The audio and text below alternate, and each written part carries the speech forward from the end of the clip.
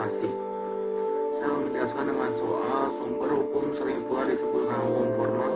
Sebutkan dan jelaskan sumber-sumber hukum tersebut dan jelaskan menurut pendapat Anda mengenai harapan dunia bisnis pada hukum dan jelaskan dasar-dasar diperlakukannya hukum dalam kegiatan bisnis. Yang pertama, sumber hukum formal.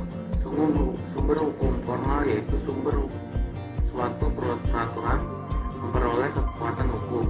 Sumber-sumber hukum formal membentuk pandangan hukum menjadi aturan-aturan hukum yang mengikat. Sumber-sumber hukum formal meliputi beberapa hal. Yang pertama, undang-undang. Undang-undang meliputi semua bentuk peraturan perundang-undangan dalam pengertian material, bukan hanya dalam arti formal. Yang kedua, kebiasaan. Perbuatan manusia atau lembaga yang dilakukan secara berulang-ulang melalui hal yang sama. Jika kebiasaan diterima masyarakat luas dan merasa wajib, maka kebiasaan itu dapat dipandang sebagai hukum tidak tertulis. Yang ketiga adalah keputusan hakim atau jurisprudensi. Keputusan hakim terdahulu terhadap suatu perkara yang tidak diatur dalam undang-undangan dan dijadikan pedoman oleh hakim lainnya. Yang ketiga adalah traktat. Adalah perjanjian antara dua negara atau lebih mengenai masalah-masalah tertentu yang menjadi kepentingan negara yang bersangkutan. Traktat akan mengikat semua orang di negara-negara yang membuat traktat. Perjanjian yang dilakukan dua negara tersebut bilateral. Perjanjian lebih dari dua negara disebut traktat multilateral. Pada doktrin atau pendapat ahli. Pendapat prasarjana hukum terkemuka yang memilih pengaruh dalam pengambilan keputusan bagi hakim.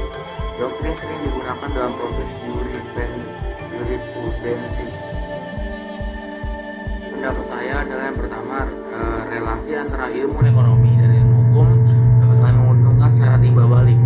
Ilmu ekonomi dapat mengukur keefektifan hukum yang berlaku. Di satu sisi, hukum dibentuk dengan harapan aturan atau berlaku efektif sehingga pembisnis dapat mengubah pola perilakunya dan dapat berkegiatan usaha dengan sehat dan jujur, agar tidak hanya menguntungkan dirinya saja, tapi menguntungkan bagi konsumen maupun pesaing.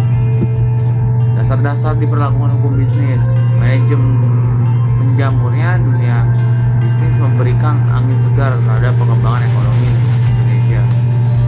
Di samping menambah pendapatan per kapita, juga mampu mengurangi angka kemiskinan yang menjadi musuh besar kita semua. Tapi hal itu tentu perlu diimbangi dengan aturan rules of the game yang tegas, yaitu hukum bisnis atau business law. Pada prakteknya, bisnis dilakukan sesuai dengan hukum yang berlaku. Oleh karenanya, kehadiran hukum bisnis sangat mempengaruhi terhadap aktivitas bisnis dan tentunya memberikan peranan penting terhadap law enforcement dalam perdagangan, perniagaan, serta kegiatan bisnis lainnya. Law enforcement dibarengi dengan high enforcement, maka bisnis akan berjalan sesuai dengan hukum yang berlaku. Suatu masyarakat yang sehat cenderung memilih atau menciptakan hukum yang dapat mempromosikan efisiensi ekonomi. Untuk mengukur apakah hukum yang dipilih atau diciptakan turut mempromosikan efisiensi ekonomi, maka diperlukan pendekatan terhadap hukum yang tidak semata-mata.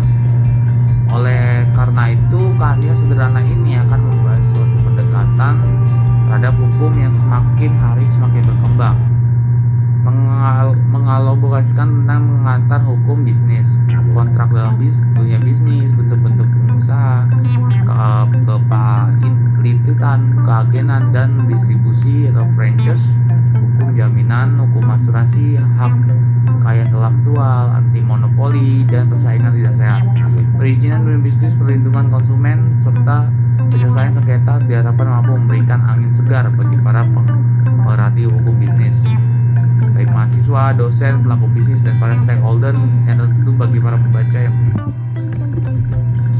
sekian yang dapat saya jelaskan. Saya ucapkan terima kasih.